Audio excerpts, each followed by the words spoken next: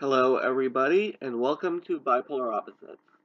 My name is Tim Cubbin, and I'm going to be talking to you for however long this video takes to run. The title of this show is Bipolar Opposites because I am living with bipolar disorder, the same as the inspiration for this particular episode, Robin Williams. I feel that he needs no introduction as we all knew and loved him, but he committed suicide August 11, 2014 because he couldn't deal with several issues like depression, bipolar disorder, and the early stages of Parkinson's disease. The man was a comedic genius. I grew up loving his movies, like his God knows how many different vocal inflections as the genie in Aladdin. He could also do serious roles as well. I mean, the man won an Academy Award for Good Will Hunting, the movie that launched the careers of Matt Damon and Ben Affleck. He could even do creepy roles like 1 Hour Photo. The man was a chameleon.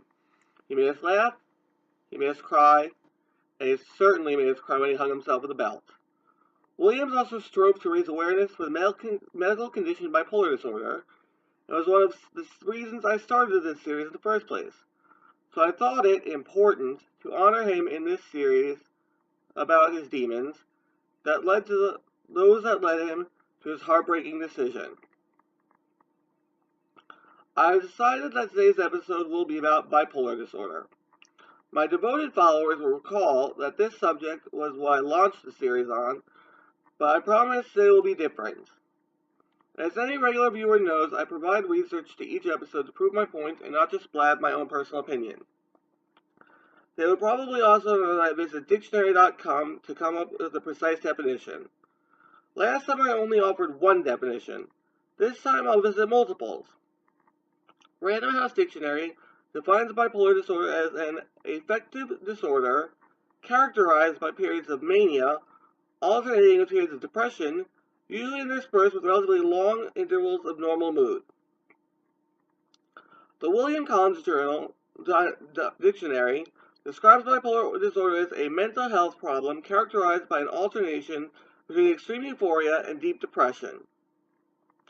The American Heritage Medical Dictionary gives the definition of bipolar disorder as an affective disorder marked by alternating periods of euphoria and depression, while the same publisher's Science Dictionary offers the disorder as any of several mood disorders usually characterized by periods of depression that alternate with mania, and their Cultural Dictionary gives the definition as also known as manic depressive illness.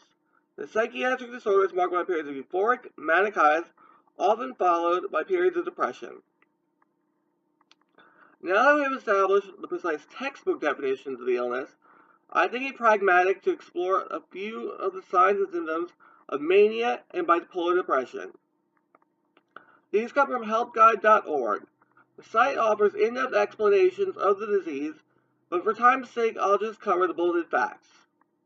The signs and symptoms of mania include feeling unusually high or optimistic, or extremely irritable, unrealistic, grandiose beliefs about one's abilities or powers, sleeping very little but feeling extremely energetic, talking so rapidly that people can't keep up, racing thoughts, jumping from one idea to the next, highly distractible, unable to concentrate, impaired judgment and impulsiveness, acting recklessly without thinking about the consequences, delusions and hallucinations in severe cases. The site lists signs and symptoms of bipolar depression to include feeling hopeless, sad, or empty, irritability, inability to experience pleasure, fatigue or loss of energy, physical and mental sluggishness, appetite or weight changes, sleep problems, concentration and memory problems, feeling of worthlessness or guilt, thoughts of death or suicide. This site also describes mixed episodes: bipolar 1 disorder, mania, or mixed episode, bipolar 2 disorder, hypomania and depression, and cyclothymia, hypomania and mild depression. Help Guide explains the basics of bipolar disorder treatment. Bipolar disorder requires long-term treatment. There is more to treatment than medication. It's best to work with an experienced psychiatrist.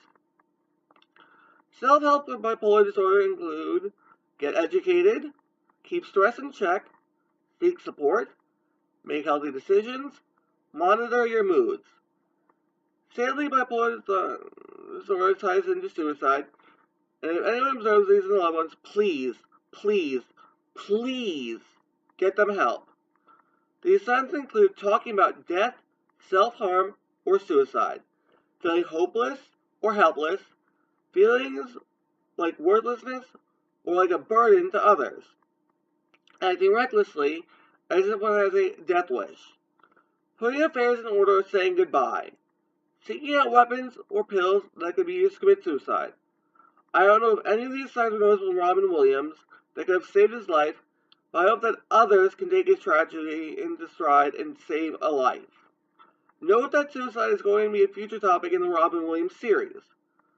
Finally, causes and triggers of bipolar episodes include stress, substance abuse, medication, seasonal changes, and sleep deprivation. Finally, I found on the website Statistic Brain is a nice set of bipolar disorder statistics. Well, I guess you can't call them nice because they're tied to bipolar disorder, but still they're very effective. Starting off, the total number of adults with bipolar disorder is 5.7 million. The total percent of people that suffer from bipolar disorder is 5%. The average age of bipolar onset is 25 years old. The percent of childhood that will get bipolar disorder when one parent has it is 23%, while a child with both parents diagnosed with bipolar disorder will have a 66% chance of developing the disorder. The average reduced lifespan of a person with bipolar disorder is 9.2 years. The percent of people diagnosed with bipolar disorder commit suicide is 20%. The percentage of people who receive the correct diagnosis within 3 years is 25%.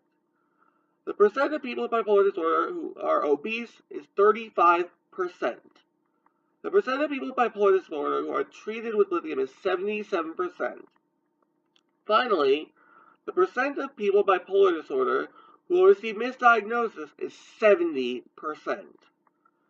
Because this has been so long, I don't think talking about my personal experience with being diagnosed with bipolar disorder, after the Robin Williams series has concluded, I will be sure to return to the subject of bipolar disorder and give from my perspective, return to the titular focus of bipolar opposites. So please be sure to finish watching, including the next episode on Parkinson's disease, the disease Robin Williams is in the early stages when he committed suicide, followed by the episode all about suicide, to conclude the Robin Williams series, then Bipolar Disorder Revisited. I hope you'll join me. Until then, Tim Cubbin, out.